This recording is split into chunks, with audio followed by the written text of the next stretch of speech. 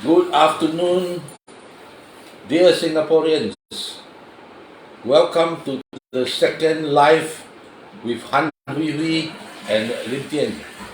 Actually, it should be second live with Hui Hui, Tean, and Unity, your third child. 3 children in 4 years. I think must give you a National Day award. You see, my fellow Singaporeans, very good morning to all of you. Good afternoon now, in fact, I should say. What Hui Hui has done is something that the government of Singapore should be encouraging. And yet, our total fertility rate, today, is 1.12. I think that is either the second or the third lowest in the world, all right? It is shameful, shameful.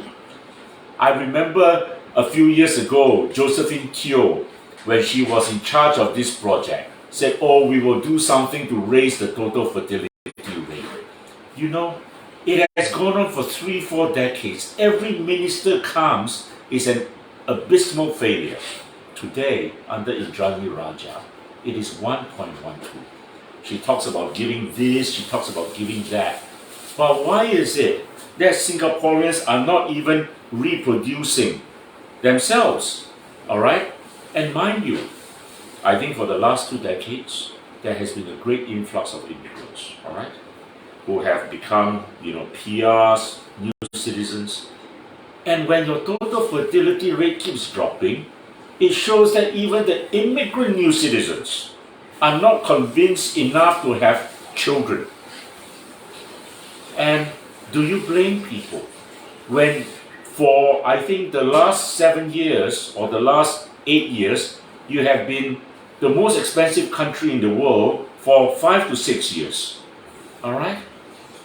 And I took a taxi the other day, and the taxi driver told me, oh, I'm very blessed. I have 1 child. He is now about to graduate from NUS. And I said, so what did he study? He said data science. I said, congratulations, because he's going to have a great future. The future of the world depends on data. All right? And I said he made absolutely the right choice. And he was very pleased when I told him that. And I said, why didn't you have more? And you know what his answer was? He said, no, we decided not to.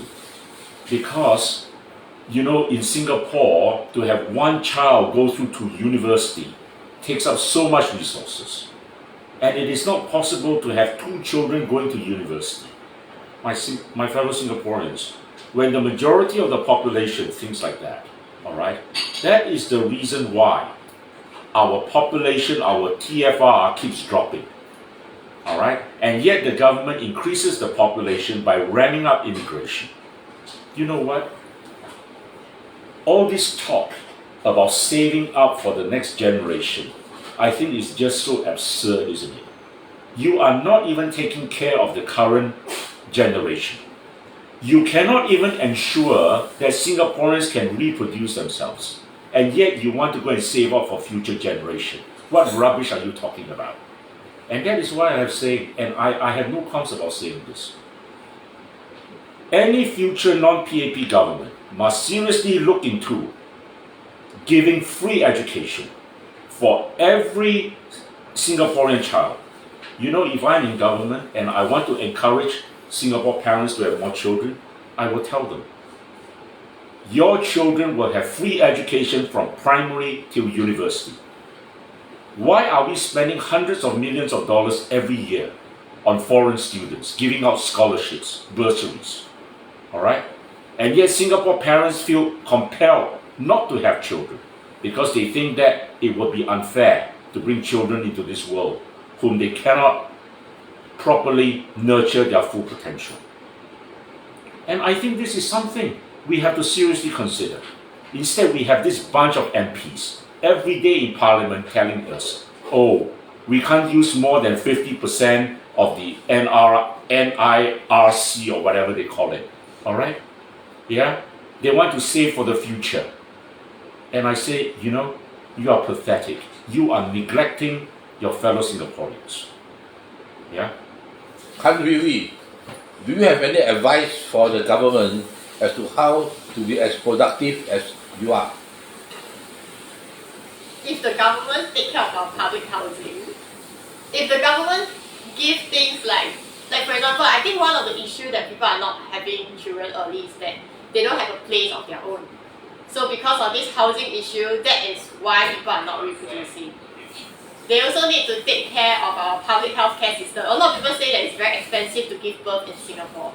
And a lot of people say that they don't dare to give birth in our so-called restructured hospital. There is no public hospital in Singapore because the Singapore government portray themselves as someone who has universal health care in Singapore, taking care of the Singapore citizen to the international world. Yeah. So the thing is, in Singapore we have restructured hospital, which is a combination of our public hospital and private hospital. And many times you have to pay extra money, additional money, and switch to private system in order to get proper health care, which is why people are very scared of giving birth in Singapore. Then there is also a lot of people, they need to take care of their retired parents because the Singapore government doesn't take care of our CPF. The government doesn't return the money back to the people at the age of 55 as promised. They keep pushing the goalpost further and further away. Therefore, people have to take care of their aged parents, so they also don't reproduce early because they don't have the money to take care of their newborns. You know, it's ridiculous. Let me add to what Hui Hui just said. You know, inflation is what today? 6%? And so when your money in the CPF sits there earning 2.5, you're losing money every single year, aren't you? Alright? That is something that any responsible government should look at. You know, I don't know how long the interest rate has been at 2.5%, probably more than 20 years, 22 years, 24 years. You know, under this PAP, government is static. Alright? They have not evolved. And very soon, my friends, they will go extinct like the dinosaur. The CPF ordinary account rate at 2.5% has been the same since 1999, and we believe it is the lowest rate of return of all national pension funds in the world since 1999. So let's get to the main topic for today. Han Hui, how much money have you managed to crowdfund? So we are making this live video because of the AGC targeting this bank account specifically, and we need to raise a total of 22,500 plus, but we have raised 3,900 something. Yeah. Why do you think you're so unpopular, Han Hui? Only got $3,000. Well, because this time round we started this fundraising, and this is at a period of time whereby GST has increased to 8%, and a lot of people are feeling the pinch to their pocket. And how this 8% can be felt, right? You go to supermarket, initially you usually pay the things like maybe $100, okay? It's not this 1% increase, you know. It's that every item increased about 10, 20 to 50 cents. So when you buy say 10 items, okay, because family of 5, each of us go to the shelf, take 2 items, right? It's 5 items already.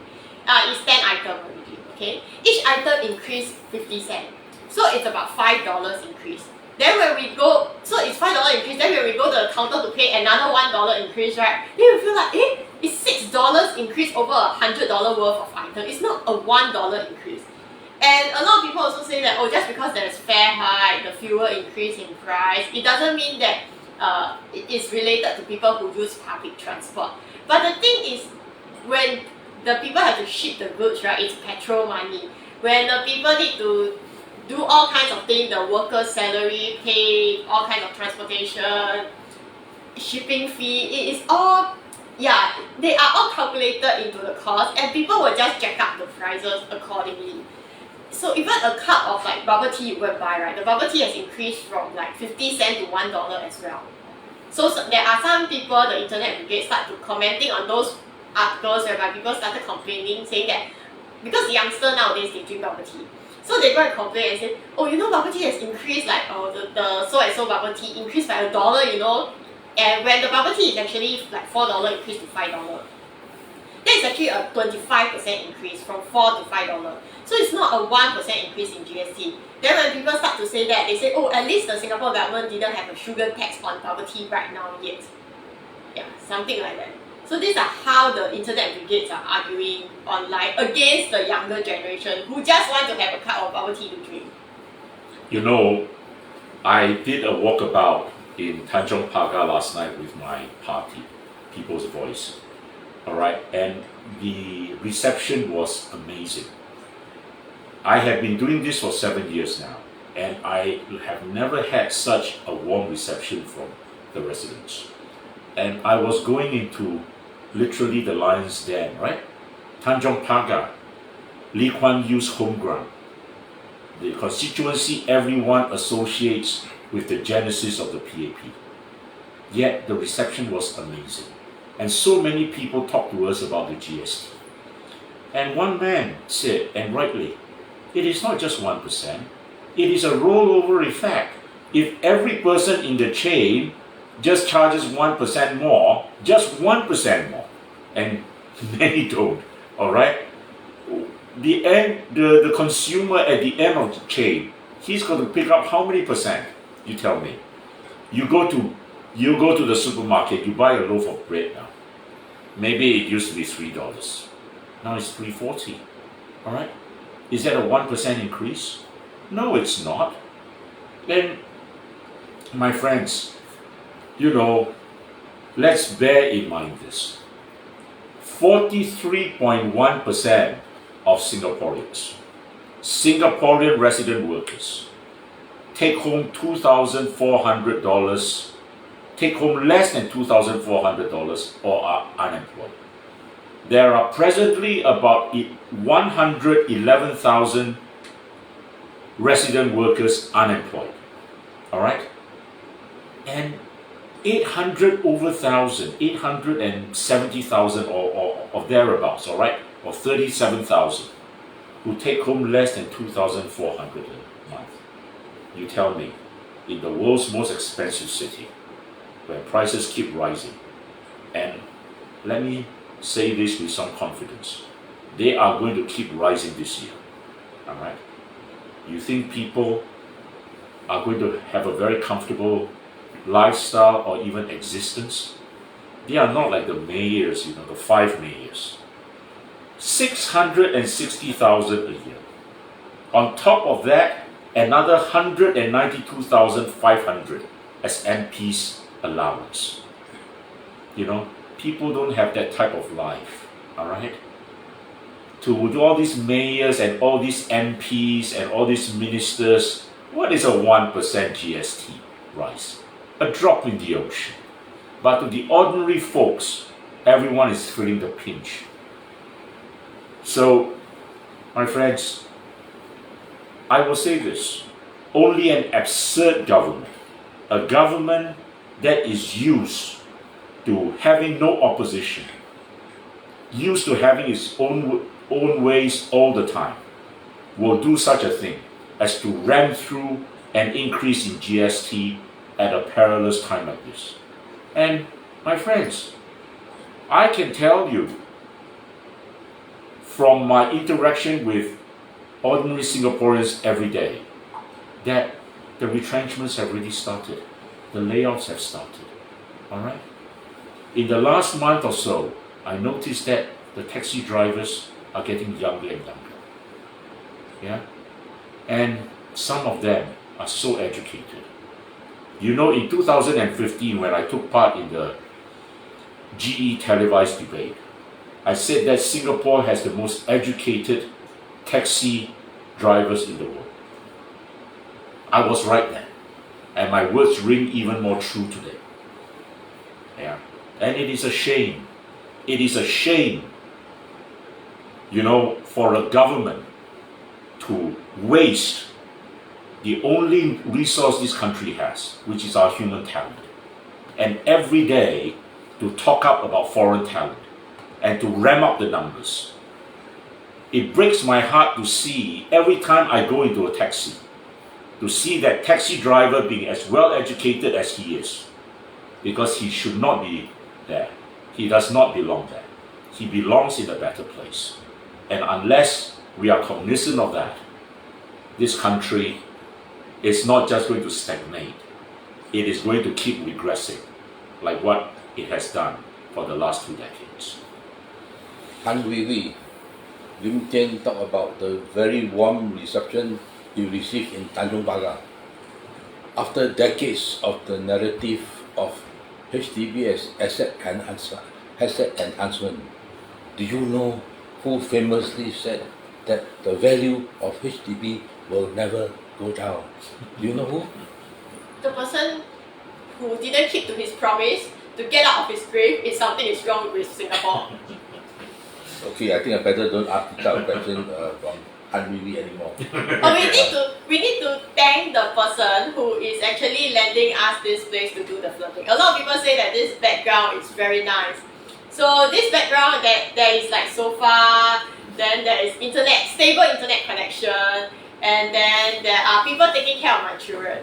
So on the 25th January, so the AGC postponed the date to 25th January now at 9 a.m. So at my house there will be no sofa, no TV, no stable internet connection. Then we are not sure how it's going to be. So it's not that there is no stable internet connection, it's just somehow every time people go to that part of Yishun, there is no reception over there. No Singapore line as well. So once you go in there, you get some foreigner line. Sometimes you get Malaysia, sometimes you get Indonesia line.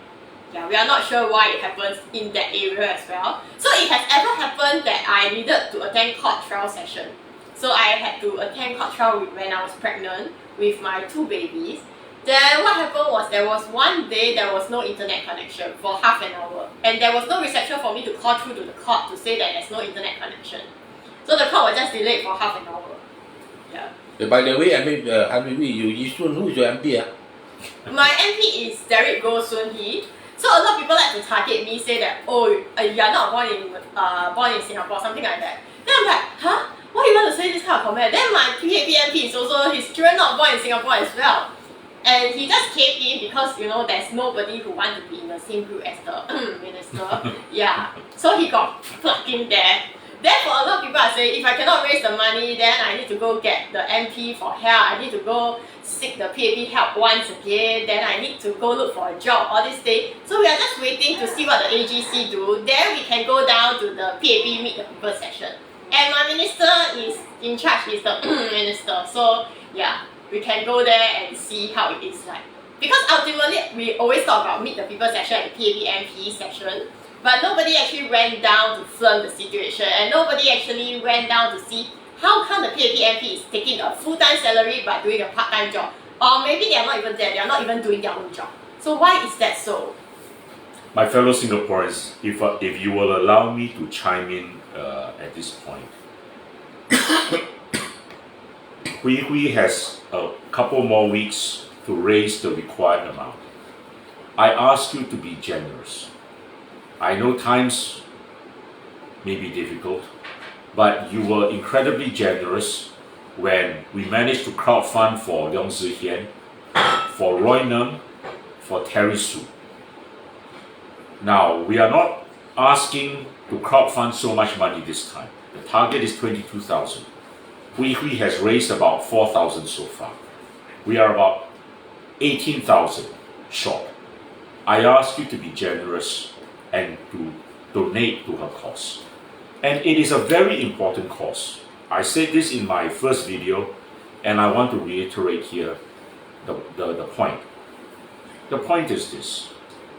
When the vaccine mandate came in, I think it was in 2020, many people were uncomfortable. And they had the right to be uncomfortable.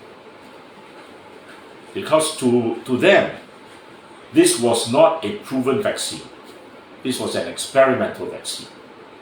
Alright? Hui Hui and 5 other courageous Singaporeans took out a judicial review challenge of the government's vaccine mandate, which prevented, at that time, people unvaccinated, like Hui Hui, from even going to their place of work. Well, the government may say, oh no, that's only an advisory and all that. But you tell me, which Singaporean employer, when faced with that type of advisory, or what I'd rather term a directive, would actually allow the employee to go back to the workplace? And The anecdotal evidence is there. People lost their jobs. All right? And then when we went to court, we were unsuccessful. MOH, they wheeled out their so-called expert who said, oh no, our data was wrong. The vaccine would prevent transmission, all right, would prevent deaths and serious illnesses. You know what? I mean, with the greatest respect to the judge who decided this case, all right? And I may criticize the judgment, but I'm always respectful of the courts. Yeah? But every person has a right to say, in his opinion, that judgment is wrong. But what makes me angry today is, you know what? It has now surfaced in forums like the European Parliament that Pfizer did not actually test, all right, or had the vaccine proven to prevent transmission. Yeah? And now doctors are openly talking about it. And they say the unvaccinated would have greater risk of death and serious injury. No. The data we went to court with didn't show that. And you know what? It was unfortunate that a lot of data did not go before the Singapore court. We were cut off at the 31st of December 2021. We were not allowed to adduce evidence after that, because the evidence after the 31st of December 2021 was progressively favorable to the unvaccinated in the racial numbers. And now, you know, all over the world, there is a brouhaha. People are questioning all these excess deaths. Yeah? I'm telling you, Singaporeans, this is not the end of the matter.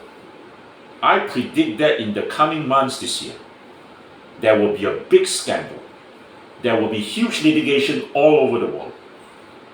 Governments will be hauled before the courts. All right? Because you cannot hide excess deaths. Okay?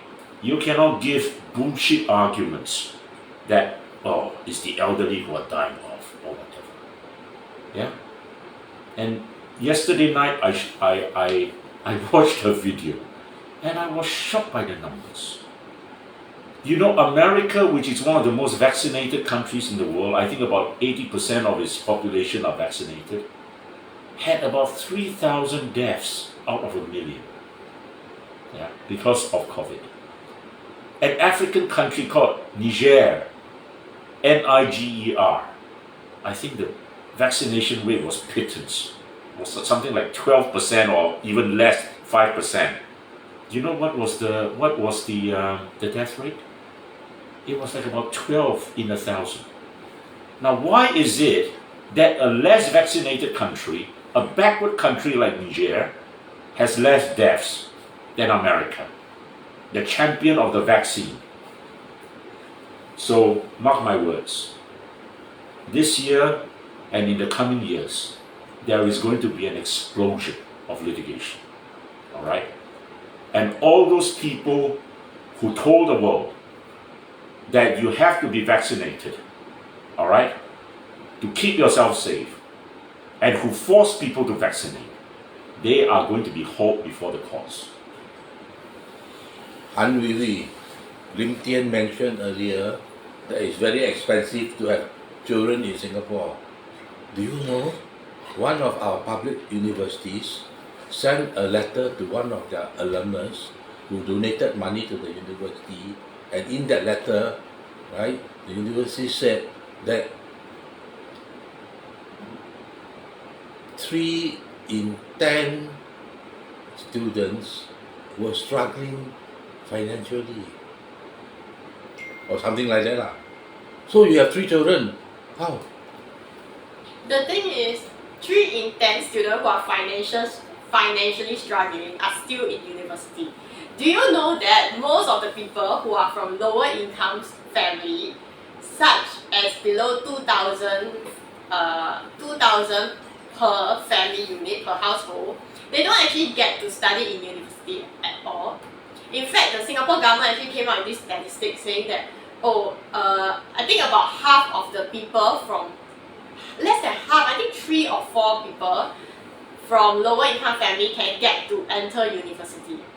But the thing is, lower income family actually make up most of the Singapore population. So they are not in university, which means that they probably, because of the financial environment of the family, right? They study until secondary school, they need to go out and work, or they have no choice, they need to go to polytechnic to get a diploma and then come out and work. They don't even have the chance to enter university at all. So that is actually a bigger issue. Hui Hui, let me tell you something. If PV is the government, you can be sure that your 3 children will have free education right up to university. Alright? But you will not get this under the PAP, who would rather spend hundreds of millions of dollars every year on scholarships for foreign students. You know something? If PV is in government, yes, we will give out scholarships to foreign students, but that is going to be drastically reduced. You know, when I was a student in England, there were no scholarships given by the British government to foreign students to the extent that the PAP gives out scholarships to foreign students here. Yeah, you may have a sprinkling of scholarships, you know, like the Commonwealth scholarships or whatever, and I'm not even sure that the British government sponsors that or funds that. And then if you're lucky enough and you go to some richer colleges, for example in Oxbridge, alright? Yes, you get funding because they have a very strong program. All of a sudden I can't remember that word, endowment program. I went to a college in Cambridge which is very well endowed. So I had half my fees paid. But that was by the college itself. Yeah? So, you know, again I raised this thing about the TFR. Recently, 2 Harvard professors wrote a book. The names are difficult to pronounce. The title of the book is called How Democracies Die. Alright? And in it they said, no society which promotes the influx of immigrants to a level where the immigration population exceeds the native population ever succeeds. They die. And it is true. Because can you imagine when you bring in so many people and you do not properly integrate them into society? Alright? Hey, you bring in foreigners. It doesn't mean foreign talent is great, alright? There is a difference in culture. There is a difference in identity. And after a while, what happens? Society splinters. Now, Lee Kuan Yew recognized this in the 80s and the 90s. But it is a sad fact that today, his successors don't. And they can only tell you about how great foreign talent is. You know, my fellow Singaporeans, we have wonderful Singaporean talent going to waste here, driving taxis. Yeah. Instead of making our country stronger and more solid, the PAP is bringing in huge numbers of foreigners. Very soon, I am told, in fact, at this point in time, already if you take into account the new citizens, about 55% of our workforce are foreign born. In 1990, the number of foreign born residents in Singapore made up about 19%.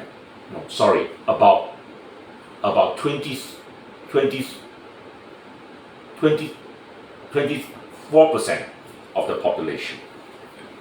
In 2020, that number had gone up to 43%. 19% relative increase in 3 decades. With a TFR of 1.12, and if not for people like Hui Hui who are still, fighting the tide, very soon, my fellow Singaporeans, locally born Singaporeans are going to be in the minority. And we should not be celebrating that. Han Hui Hui, Lim Tian has just talked about foreign talent. Wow, and then your baby unity will start making noise already. Now, in the social media, people are talking about broken promises. One of the broken promises is what Tean has just mentioned. And I read this to you. The broken promise that over the years, repeatedly the same narrative, that foreign talent will bring more and better jobs for Singaporeans. What are your thoughts on this? So there was this time whereby countries get invaded, and when countries get invaded, those richer people will come and sprinkle those rice and bread, and they throw it out, and the people literally have to go pick them up from the street in the past. So this is how Singapore government is behaving right now. It's like they say that we will take care of you, you know, we will give you CDC voucher, GST voucher, and then we are helping you to make sure that you can survive, and our taxes will be nothing compared to it. But if you calculate properly, right, the amount of money that they get from GST is so much higher, it makes up majority of the government's budget. So that is the first issue. So they are actually taking money from all the poor people, because if they really wanted to tax the rich people, they can just directly go and tax the rich people. Instead of saying that, okay, I'm going to give you money, I'm going to give you a voucher. So the thing is like, imagine you are a cripple, okay? You imagine you can walk properly. Then the government can't beat out your 2 legs, cut it off. Then you become a cripple. They say, oh look, I'm going to give you a wheelchair, I'm going to give you crutches, you know. You shouldn't beat out and cut off my 2 legs in the first place. So this is what the government is doing. They give you this GST increase, which is way more than the GST voucher and the CDC voucher combined. And they say that, oh, we are helping the people. They are not helping the people. They are the ones who are making the life of the people hard in the first place. And also, you know, I find it so ridiculous. You take away from one hand and you purport to give with the other, with vouchers. What are the administrative costs involved, all right, in all these voucher programs and all that? Yeah. What is the point? And my friends, the other thing is this. We know that GST is a regressive tax. It hurts the poor and the lower income a lot more than the upper, middle, and the rich, who hardly feel the pinch. Now, why should the poor and the lower income have greater difficulty now affording the basic necessities in life? Food, books, for their children at school, things like that. In many countries which have VAT, which is the equivalent of the GST, all right, in countries like England, you don't have the VAT on essential items in life, like food.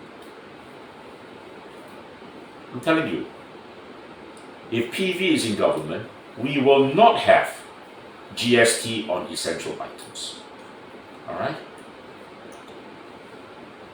The expenditure of this government has just gone ballistic.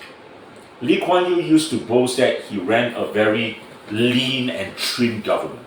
I still remember him uttering those words in the 80s. You look at our government today, all right?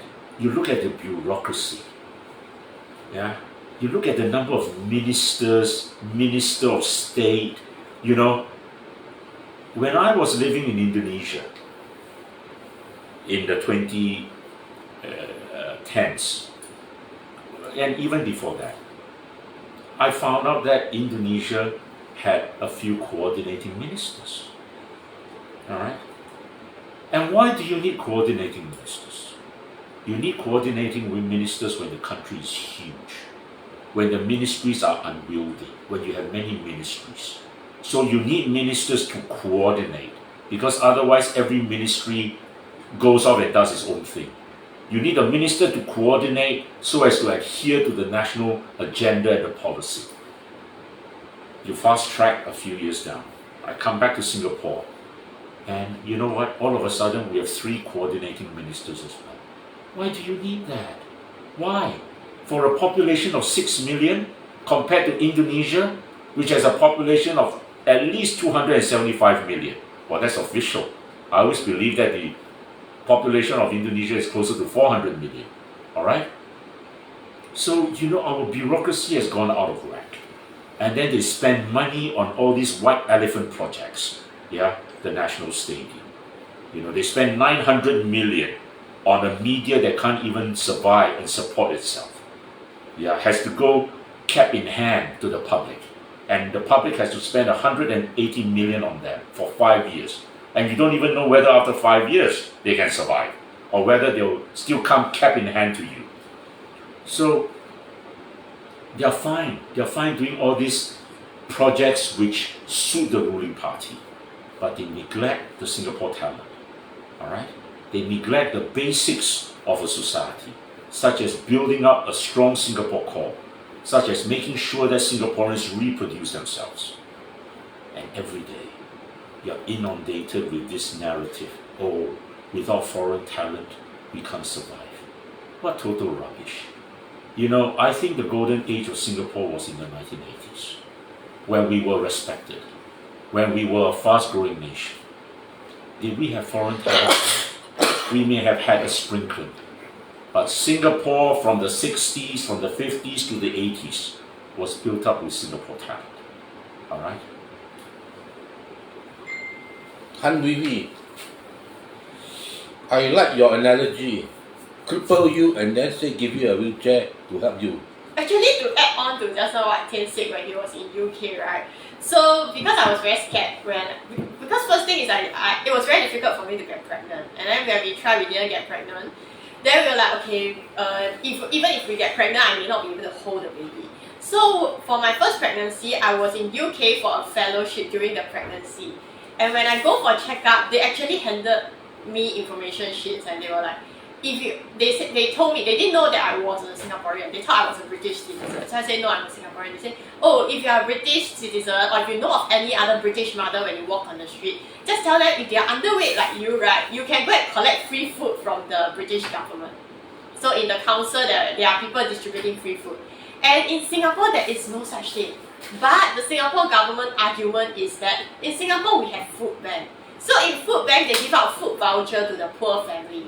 And if you go to these food bank machines, right, a lot of the food there are first thing expired. Then the machine, usually, if you want to get those food that are cheap and worth it, those doors are faulty, cannot be opened. And there's another thing is that actually all the food inside these food bank machines are overpriced. For example, they sell one ketchup and one packet of bee hoon, and they want to pack it at like $3-4. So how do I know all this? Because there is one of such machine just at Melody Spring, just below our flat area. Yeah. So at that area there is this machine, which means that there are actually lower income families there. There are rental blocks over there. So these are the things that the government is doing, but we actually didn't. We do walk about and then we go and see, but we didn't post it online. And we are waiting to see what the AGC is going to do on 25th January. Then we can post all this online and let people see how Singaporeans are suffering right now. I am very concerned with that increasingly larger percentage of our population are having to turn to food banks. I think earlier last year, there was an article out in the papers that suggested, and they quoted this lady, I can't remember, Nicole, who was the founder of the Singapore Food Bank, who said that in her estimation, 20% of the population actually now have to rely on the food bank to some extent. And she said that includes middle-class families. Now, if middle-class families are finding it difficult, all right, can you imagine how difficult it is for the low-income groups? And the situation is going to get even worse. So, we can't disguise and hide behind the narrative. It was funny. The last few months before the New Year, the MSM every day and ministers were saying, oh, there's a shortage of workers, wages are increasing. And Lawrence Wong actually used that as a basis for saying why inflation was high. Wages are increasing. That is total rubbish. Alright? They have exacerbated the inflation through the GST. Prices are going to get higher this year. More Singaporeans are going to suffer. And I wouldn't be surprised. I wouldn't be surprised if by June this year, you were to do another interview with Nicole.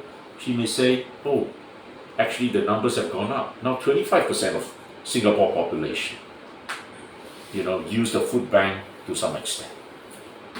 So I say this again, you compare what this government is doing and you compare it with what governments elsewhere in the world are doing to help their citizens, you realize at the end of the day, you're left with the short end of the stick.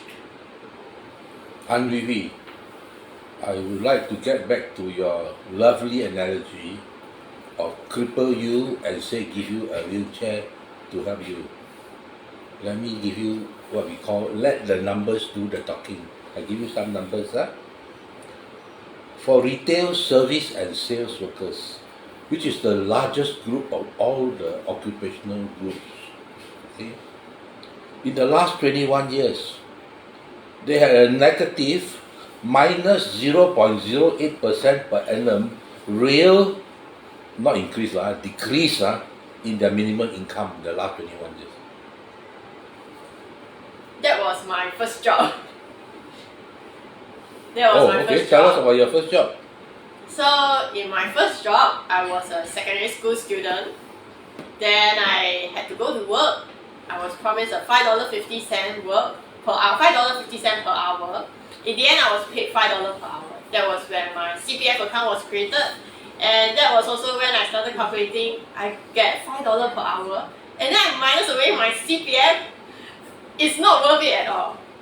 But because the AGC wants me to pay the 22,500 plus, we are going to look for a job because a lot of people say we need to go and look for a job. And the government always say there are a lot of jobs out there.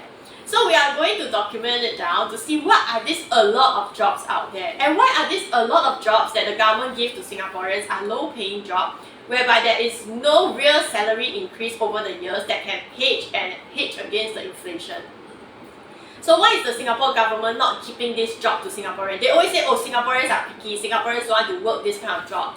If the PAP MPs do not get their 15,000 or don't know how many millions of dollar ministerial salary, will they still be serving Singaporeans? Are they serving Singaporeans because they want to help Singaporeans? Or is it because of this amount of money? And do we really need like almost 90 people inside the parliament when most of them do not attend Meet the People session? So these are the things that we want to document it down and see how it is like. Because in the eyes of the international world, the government always like, oh, there's nobody against the government. There is nobody that the AGC is having politically persecuting. So now that there is a case right now, we are trying to document as much evidence as possible that how the government actually discriminate against Singaporeans and how these jobs are given out because of this treaty with the India like SICA. Then this is why Singaporeans get discriminated again, especially in the IT industry as well. Because in IT industry, how it happens is that once a foreigner comes into the company, they make sure no other Singaporeans get engaged. Then Singaporeans were all put into this program called the PIP, which a lot of people have actually said that this is how the foreigners come and overtake a Singapore company.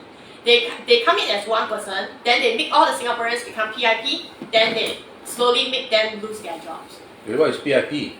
PIP is something called a personal improvement program, whereby a lot of people, once they become parents, once they are Singaporean, and once the company have more than half of them are foreigners, right? This is how they used to take over the company. They say, oh, I need to put you on a personal improvement program. Then meanwhile, there will be this foreigner who come into the company as an internship or something. Then they will say, okay, this internship will be convert to full-time, and this PRP, we will just stop this person.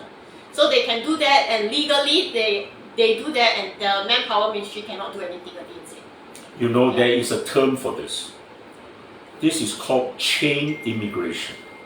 So one person comes in, his dependents or his relatives then follow, and it forms a chain. Alright? And my friends, this was exactly why the British voted in favor of Brexit. You know, and people like me who defend the Singaporean interests, who speak out against this mad immigration policy, will always be accused by our opponents of being racist and xenophobic. Alright? In the last decade, when 1 million Syrian refugees went into Germany because of the war, the Germans protested. Alright? And then the authorities also labeled these protesters racist and xenophobic. So it is nothing new. Alright? It is no skin off my nose to be called a racist or xenophobic by these people, whom I say are the most unpatriotic people you can find. Yeah? So I rather defend the interests of Singaporeans than to play politically correct. Oh, I mustn't say something for fear that I'll be labeled a racist. No! Let's speak the truth. This was what happened in Brexit. And you know the genesis of Brexit. I tell you why. It was not only because of the European Union, which allowed the freedom of people across borders. You know, there was a very pernicious intent in the government of Tony Blair, allowing foreigners to come in by the millions. You know why? Because Tony Blair decided these people would vote for him and the Labour government. And so, Tony Blair came in 1997, right? He left in 2007. He was in office for 10 years. Brexit came on in 2016. After 2 decades, the British have had enough. You know? And don't let those tell you that the people who voted for Brexit were the lowly educated white Brits in northern England, industrial England, who had been left behind. Many well-educated, high-income Brits couldn't stand the fact that their country was changing out of order, and they revolted as well. And my Singaporeans, my fellow Singaporeans, that is why immigration is a delicate exercise. It is rarely done well and properly. Yes, you must have an immigration policy, but the people you bring in must be able to add value to the country. And I think amongst the countries that have done it most successfully are countries like Australia. But even then, recently, the tide has been rising against increased immigration as well. Hui Hui, Lim Tian has just talked about immigration. Now, every year, on the average, there are 20,000 new citizens granted. Who do you think these new citizens will vote for in the election? Because new citizens are ultimately Singaporeans, so of course we hope all Singaporeans will vote for a government who will protect their public housing and public health care. But the thing is, there is this theory that all new citizens, in order to thank the PAP, for the first time they vote, they will want to vote for the PAP. But there are also more new citizens who are the ones who dare to come out and, come out and say, because most of the Singaporeans, their mindset are very conservative. They are like, oh, my parents say, my grandparents say, so I cannot do all these kind of things. Yeah, but the new citizens are like, oh, my parents and my grandparents are inside the hometown. Yeah, so they actually are the ones who dare to voice out against the government. And most of the time when I see people shouting in public, they are also the new citizens as well. And a lot of the drama that we see online whereby new citizens living in bigger HDB or living in private property shouting against a Singaporean who is working as a delivery person or a Grab driver. So it's usually this kind of situation that happen. And the new citizens are generally the one who will voice out and who will speak out against anything that they feel is unfair or against them. Now, Lim Tian, you have been very passionate and often accused of being xenophobic over the years. Oh wait, there is one thing a lot of people like to say. If you are so unhappy, you can just leave Singapore. But the thing is, Lim Tian has no passport. How you want him to leave Singapore? Although I have my passport, I can travel out of Singapore, but I get deported back to Singapore. So why do people always leave this kind of comment asking us to get out of Singapore? And if the AGC were to bankrupt me because $15,000 it can bankrupt someone, then my passport will be gone as well. So we cannot leave Singapore. We will be here, we will be documenting every single thing down, because the Singapore government likes to say that, oh, there is no evidence of the Singapore government having political persecution, there is no evidence of the government targeting any specific individual. So now we are here documenting all these things now to say that yes, political persecution happens in Singapore. Just because no journalists die doesn't mean that our press freedom ranking is high above. Doesn't mean that what you are reading from the mainstream media are not plain propaganda from the PAP government. You know, my fellow Singaporeans, let me add one point. You know, Hui Hui was ordered by the court to pay $22,000 to the AGC. Now, this is on what is known as party costs, all right? Usually when you lose in a litigation, you have to pay the other side's costs. And of course, what comes into play then is how much are the legal fees he's had to expend in defending or bringing the claim. But you think about it. The AGC, every single lawyer in there, including the Attorney General, is paid by the citizens of Singapore. Yeah? Paid by the citizens of Singapore. The AGC doesn't have to go and spend money hiring lawyers to defend Hui Hui's judicial review, Hui Hui and 5 others' judicial review. So, I went to court and I said, this is public interest litigation. Why does Hui Hui have to pay this amount? Of course, the court disagreed. But think about it. What has the Attorney General's chambers lost? Every single one of them in there is paid out of your pockets. Alright?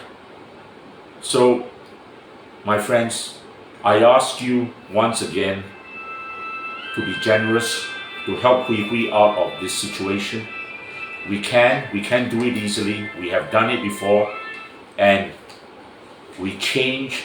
You know, we made history in Zihian's case, in Terry's case, in Rhino's case. Let's do it once more.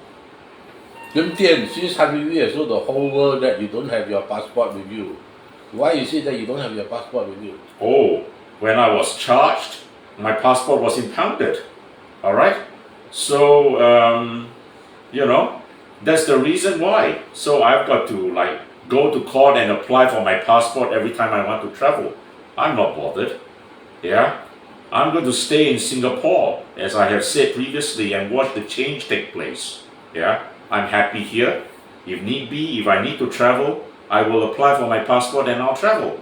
Of course, that is a bit of a hindrance because, you know, going to court and all that is troublesome. I'm not as free as I used to be able to just hop onto a plane, go and see my client, go and do marketing, which is important even for a lawyer. But, you know, I'm not going to let that deter me or stop me from speaking the truth. Yes.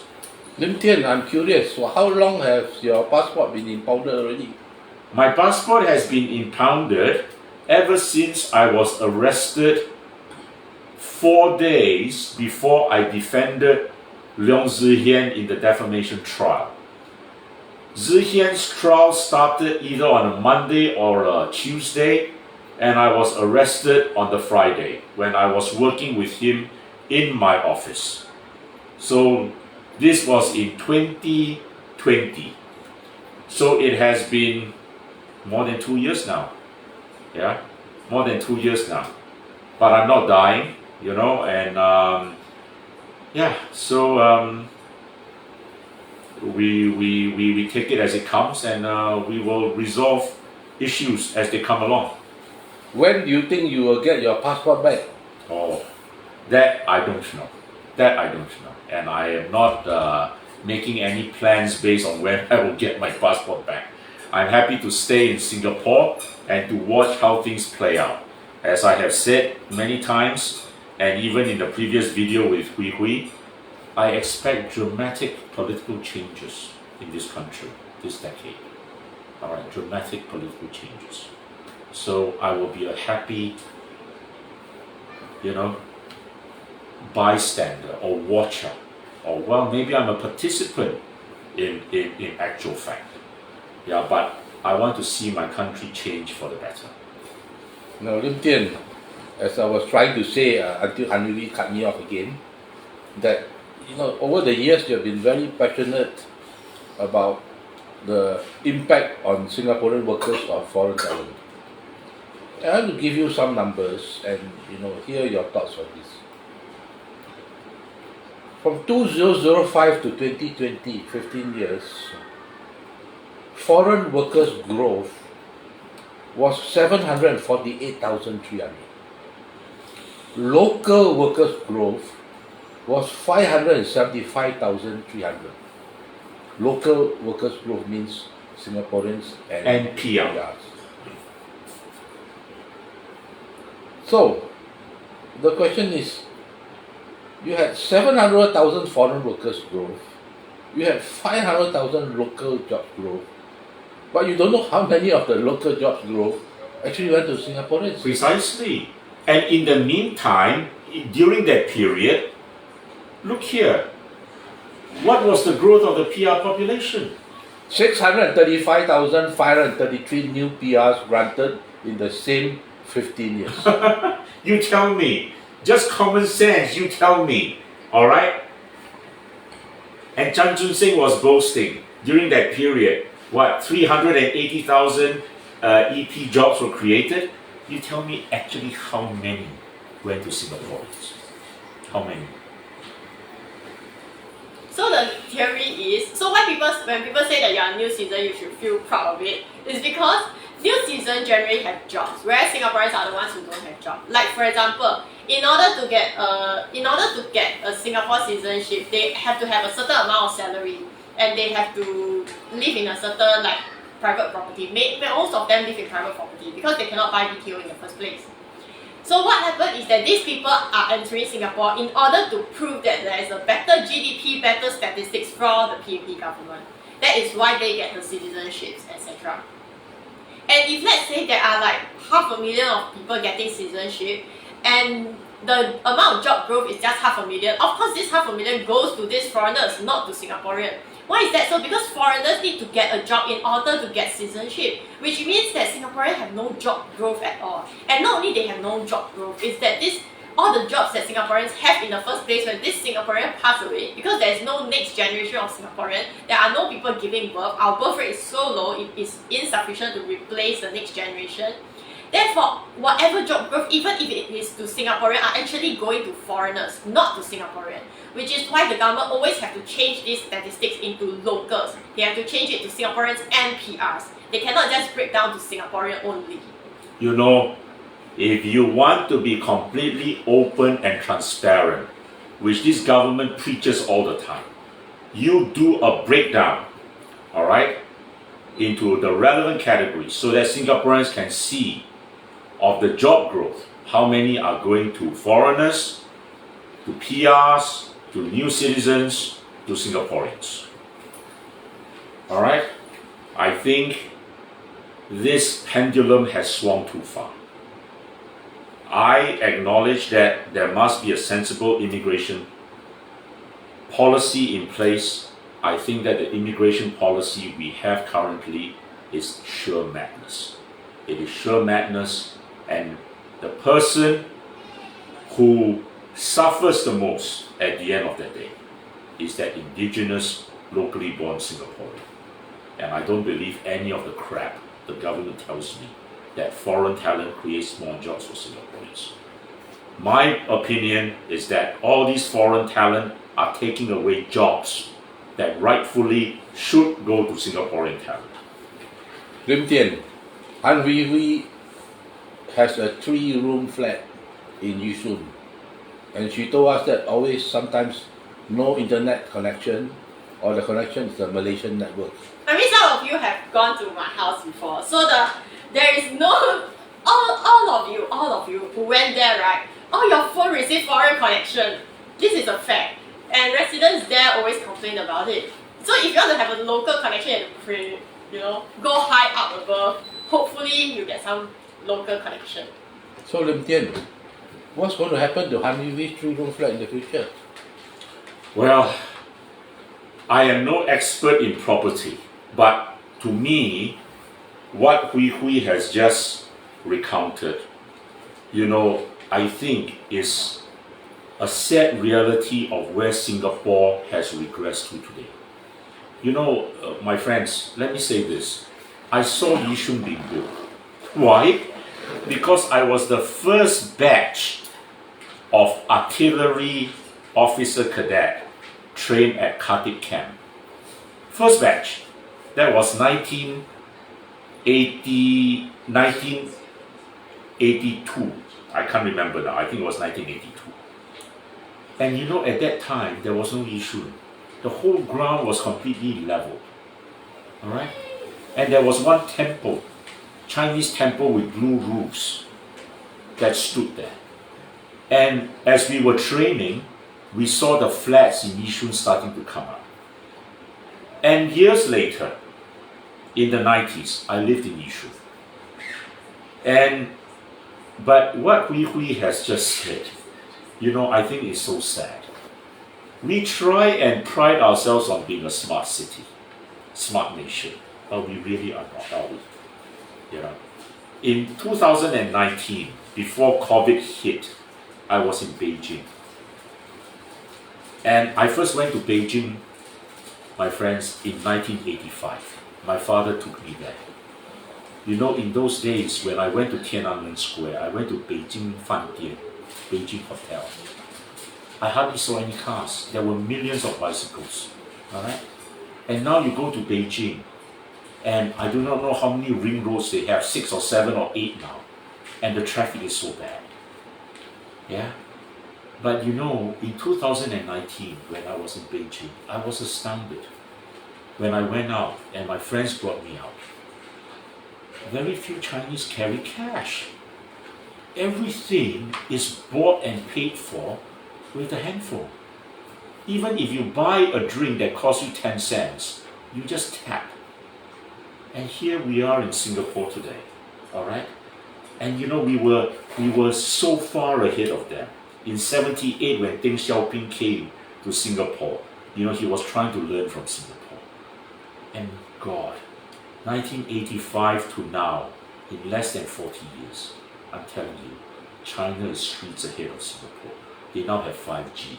And Hui Hui has to struggle with internet from foreign countries like Malaysia and Indonesia. So there are residents in Yishun who, in order to solve this issue, they directly buy a foreign line, and then after that they fax the SIM card they deliver the SIM card back to Singapore, and they use the foreign line instead. Yeah. So that is one issue. Then there's another thing is that, okay, so I have been to the Internet Freedom Festival, and in the Internet Freedom Festival, which was held in Europe, the Singapore government portrayed themselves as a country which is a smart nation. And they say that in Singapore, everyone has internet connection. So in the end, I have to go and ask the organizer. I was like, okay, so how is it that everyone has internet connection? And they start pulling out data saying that, in Singapore, almost every single part of Singapore is connected to the internet connection, has train station that has internet connection as well. So this train station that has internet connection are what they actually call the wireless SG network. So this wireless SG network happens only in the train station. And the Singapore government said that because of this, Singapore is well connected. Singapore has 5G connection, everybody can have access to internet, and therefore Singaporeans are educated to read whatever news they want to read. So it goes to the first point. This means a lot of Singaporeans have to go to train station for internet connection. They don't have internet connection at their house, okay? And even if they have internet connection that is wired to those HDB apartment, HDB flat, they cannot afford the monthly payment to have internet connection, which goes down to the earlier point, which goes back to the earlier point whereby a lot of Singaporeans are so low income, they cannot afford to have Wi-Fi and internet connection at home at all. And so if you want to say how many Singaporeans can have access to Wi-Fi in Singapore at home, what is the percentage? Is it less than half, which is why the government find that it's a disgrace for them to actually admit these statistics? And therefore, when the Singapore government have to go and talk to the United Nations, talk to the international community, they have to say, we have internet connection at train station. But the train station is so far away from where people are living at as well. So you expect people to take public transport to go to the train station to use internet connection. And there's another issue is that the bus fare hike, there is a transport fare hike in Singapore. And therefore, to take a bus from your house to the train station costs about $2, $1 there and $1 back nowadays. So who is going to pay for this money? Of course, the lower income cannot afford this, which is why we have this $30 transport fare. The Singapore government thinks that by giving $30 to the lower income can allow them to take public transport for 1 year, which doesn't make sense at all. Because one public transport to and fro to the train station alone is already $2. If you were to take the train, that's another $2 out and $2 back, which is $4. So $6 to go out using public transport in Singapore for one person. So if a family, a husband and wife want to bring the children out, how much money is that going to be? So $30, right? One trip is already $6. You can only take for 5 times. If I have 5 children, we all five go out one day, finish already. You know, what you have mentioned is actually very alarming and is disgraceful. In many countries now, internet is considered a human right because the whole world now operates on the internet. If you don't have the internet, you are going to be severely disadvantaged. Your children are going to be severely disadvantaged. No need to listen to all that talk by Taman about social mobility and the escalator. Alright, no need. I've always said that Taman's escalator is moving downwards when you are trying to move upwards. And you know what that happens, right? Instead of going upwards, you go backwards. When your low-income citizens cannot even afford internet, what social mobility are we talking about? The social inequality is going to get worse and worse, which is happening in Singapore. Right?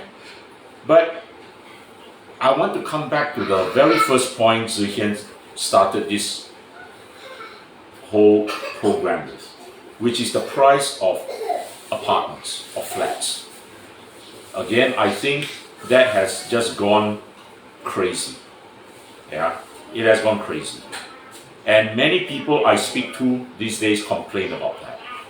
And it's not just young families, young couples who want to start a family like Hui Hui, you know, with children and all that. Even their parents who are taxi drivers, who are hawkers, are worried that their children cannot afford a house. And it is borne out by the statistics.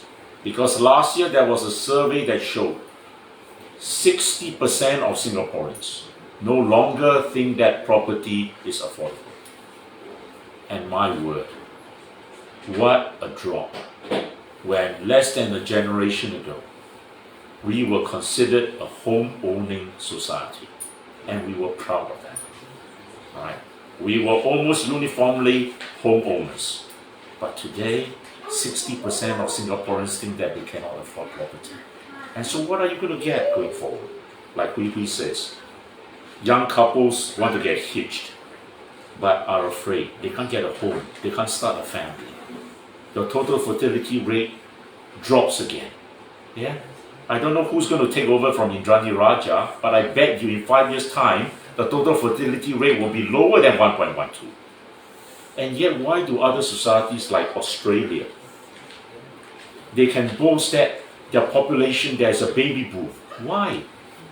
Because government puts in the right policies to encourage couples to have babies.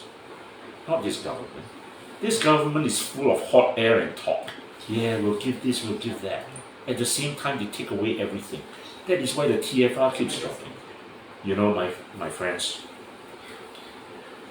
years ago, decades ago, Lee Kuan Yew said, even the most stupid person, the most idiotic person in society has a right to reproduce. Okay? Has a right to reproduce his own. You know, every low-income family, no matter how poor you are, deserves that dignity to have their home. to have peace of mind. But that is not what this government is driving our society towards. And very soon, the public housing is going to be so expensive like Hong Kong. Very soon, maybe the units are going to be so small. I was shocked when I went to Hong Kong one year. I went to visit my uncle, and because the apartment was so small, he actually had to put a bed above the bathtub. And at night, that bathroom functioned as a bedroom. Do you want that? Lim Tian, you told me that you have to leave latest by 2:15 for a lunch appointment. You must be very busy, and look at your size, very hungry now. And it's already 2:10. So I'm going to ask for your final thoughts on something very interesting I saw on social media this morning. Someone asked, why is it that no MP has ever asked in Parliament in the history of Singapore about that from a cash flow perspective, the government may not be spending any money on CPF, HDB and healthcare, and for healthcare except during COVID-19 period, as the inflows exceed the outflows annually for each of these three areas, CPF, HDB and healthcare. Your final thoughts before we let you go off for lunch. I think for too long, Singaporeans, including Singapore MPs, have been blinded by this narrative that the government actually is spending money on public housing, spending money on medical care, but People's Voice has had the great fortune of having Tean provide us with statistics. And I'm telling you, on an inflow-outflow basis, this is a government that makes money out of public housing, out of medical care, out of CPF. Alright?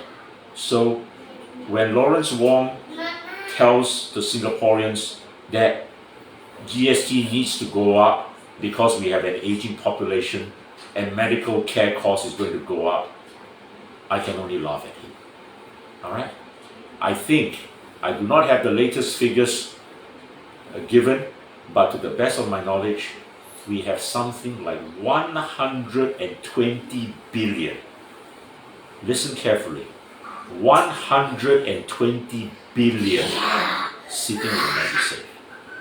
And to me, it is crazy that when a country has that amount of money sitting in MediSave, there is no true universal health care.